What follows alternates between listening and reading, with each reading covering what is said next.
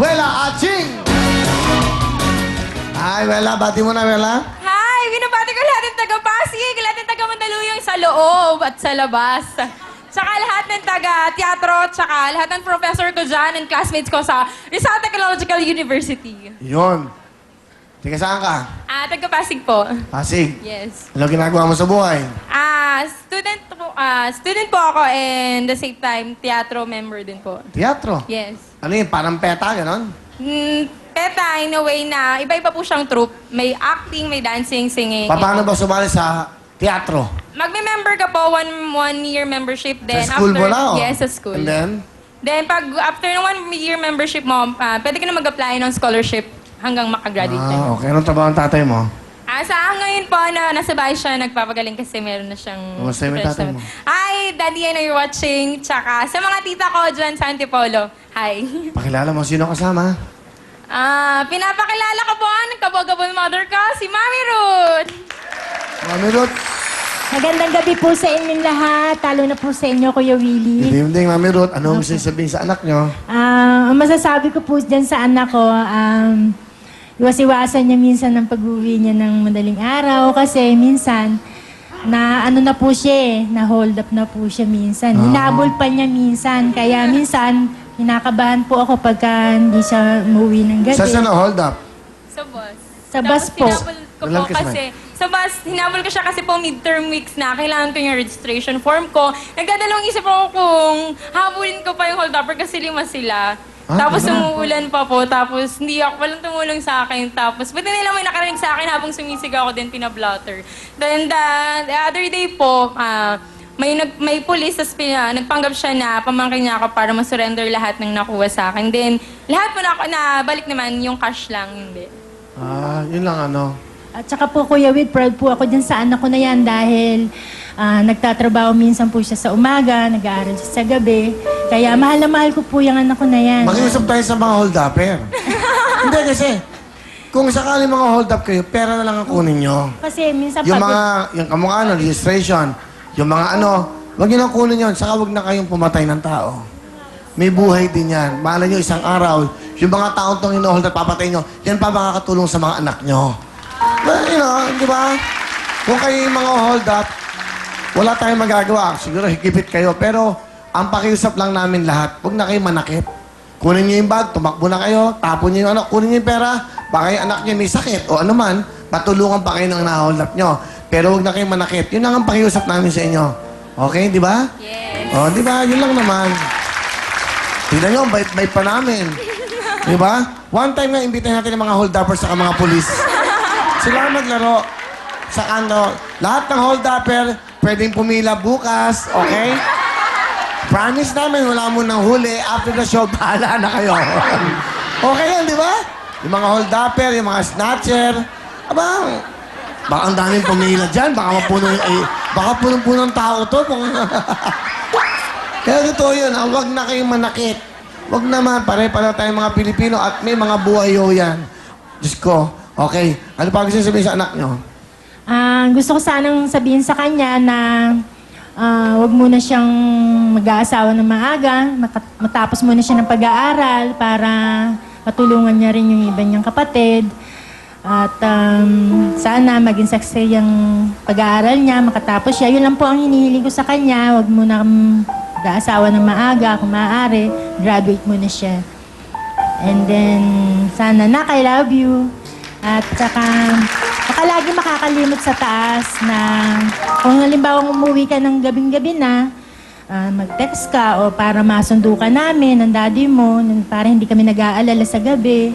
Kasi minsan delikado ng ano ngayon. Hindi minsan, madalas delikado talaga. Oho. Okay. Eh yung aking sekretarya sa tapat na ng Wills Events, doon na sa tapat may gwardiya na. Binasag pa yung salamin.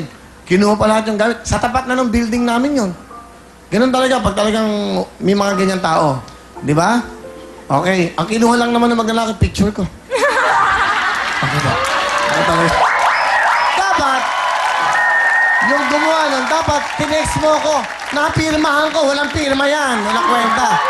Ano gusto mo sabihin sa nanay mo? Mommy, alam mo naman, nag-aaral ako maigi. At the same time, nagtatrabaho ako para nahiya na akong humingi sa inyo ng mga pambaon ko. Alam mo yan. Tsaka mag-aaral ako magiging kahit may boyfriend ako. Hindi ko papabayaan yung studies ko. I love you. Love you, Nak. Salamat. Alright, thank you. Huwag na kayo maglabas ng cellphone pag na kayo bumabiyahe. Huwag na kayo maglagay ng mga alahas, relos, hikaw, kung ano-ano, kwintas. Mahalin niyo yung sarili niyo dahil yung mga yan, kahahablutin yan. Hindi balik kung mamahalin. Minsan fancy lang eh, di ba? Na ano pa ang buhay niyo, di ba? Wag. Okay? Okay. Real, ang pakis. Tsaka hug birthday ko. Pa-birthday mo na Oh, hold sa upin akin. kita. Wag! Sige. Kailan birthday mo? 17 na po. Happy birthday. Ang bango. Laki ng tiyan mo. Hindi ka nagde-gym. Ang yaka. Wala nga, ano eh. Ba't ako mag...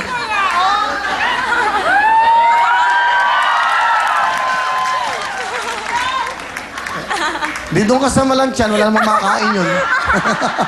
Puro mga ganda ng katawan. Mabibigyan ka ba ng magandang buhay nun? Hindi. Oh, hindi pala eh. Saan ka sa may tiyan o maganda Sa'yo ang na, katawan? kahit malaki tiyan mo, sa'yo na ako. Maganda ang kinabukasan mo. Alam mo yung mga ganda ang katawan, yung gym ng gym, walang pangkain yan. Nabubuti sa Yung gym. ganitong tiyan, para ka na sa palasyo.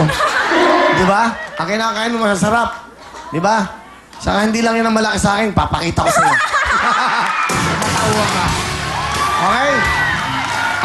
Ako yung nagbago na, ginanyan mo ko. Sige. Kahit na ganyan yan, sakto pa. Okay? Ano ang talent mo? Kakanta, Will. Ha? Kakanta. Gusto mo, boom tarat-tarat? Okay. Eto na po.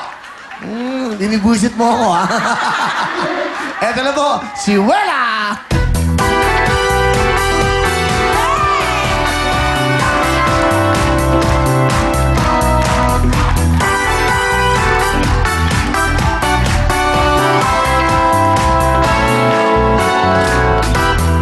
Baby, look at me and tell me how it feels. You would see the best of me and make it time and make you forget the rest. Yo, don't be dumb. Too much is not enough. You would see the best of me and don't you know who I am? Remember my name, I'm gonna live forever. I'm gonna learn how to fly high. I'm never coming to heaven. People will see me and cry and say, I'm gonna live forever. Like a star, remember.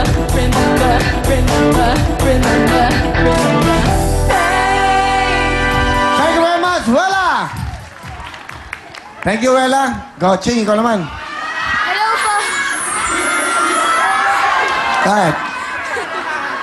Kahit. Ha?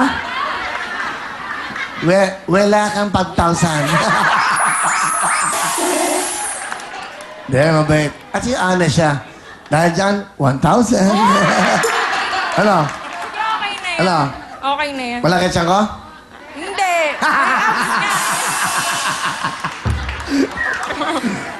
Ito, mabigat sa loob ko to, ha? Ay, grabe ka naman. Meron kang 6,000! Kita mo? Okay, fit nga. Atom na atom eh. Yan ang gusto ko atom sa'yo. Hindi na papakyut lang. Jing, judo ka ba? Ano ka ba? Taekwondo po. Sabi ko na eh, taekwondo. Okay. Mahirap maging girlfriend to. Okay. Ching, bati mo na, Ching. Binabati ko po ang mga kapamilya ko dyan, yung sa partido po nila mama, nila daddy, mga classmates ko po, IR456, lahat ng Lyceum Taekwondo Pirates, job well done tayo sa NCAA, and good evening po sa lahat na nanonood dito po sa studio. Yan, Ching. Sige ko, isang taekwondo. Yes po. O sige nga, sabi mo, malaki siya niya. Sige nga. Ah. Hindi, ang sexy niya nga. Oh. Ang taas niya I know, sumipa Oh, eh. taekwondo, ha? Sumipa. Pareho lang kami ng tiyan yan. Ching, ikaw ay isang nag-aaral? Lyceum of the Philippines Wow! University. Lyceum, anong course? Graduating student na po ako ng International Relations major in Diplomacy. Wow!